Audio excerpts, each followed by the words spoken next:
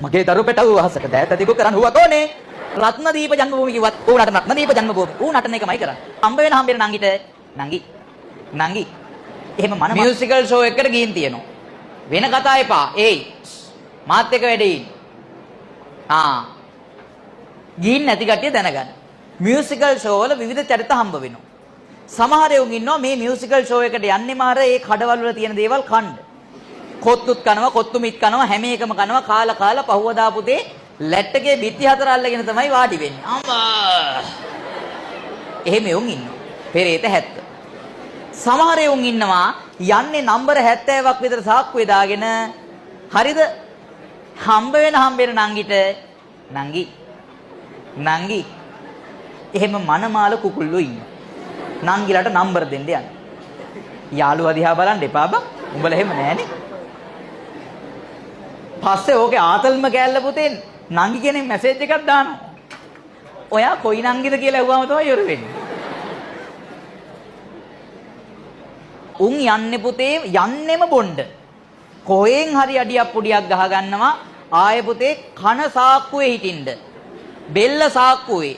මේ සාක්කුවේ නෙවෙයි පුතේ කලිසම් සාක්කුවේ සමහරවගේ වෙලාවම. හරිද? එහෙම නටනවා. නටන්න යන්න. හරි.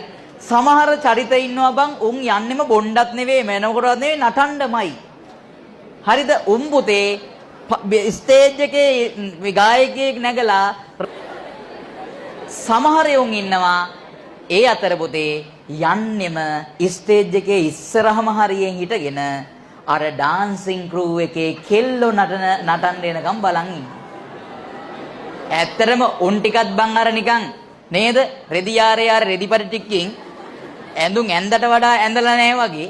හරිද? අදාළ ස්පෙයා පාර්ට්ස් ටිකක් විතරක් වහගෙන ඇවිල්ලා නටනවා නෙවෙයි බං ඒකට කියන්නේ දඟලනවා කියලා මම නම් කියන්නේ.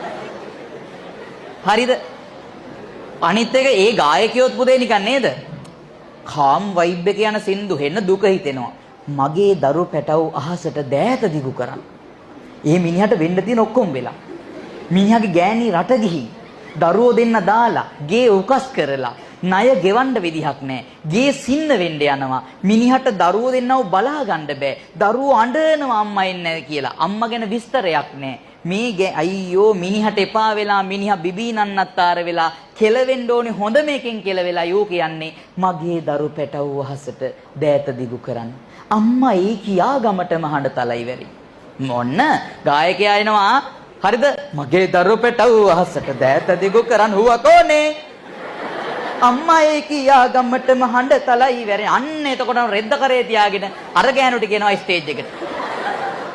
ගෑනු ටික ඇවිල්ලා ඕන්න නටන්න පටන් ගන්නවා. උන් නටන්නේ කොහමද? කන්න බෑ කියයි බත් ගුලි ලොකු වැඩි කියයි. මේ බත් ගුලිය. අර ශශිකනිසංසලාගේ සින්දුවක් තියෙන්නේ.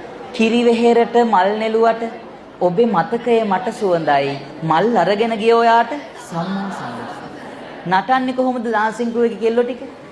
කිරි වෙහෙරට මල් නෙළුවට ඔබේ මතකය මට සුවඳයි. මල් අරගෙන ගියෝ යාට සමසම විකාරයක් නේ.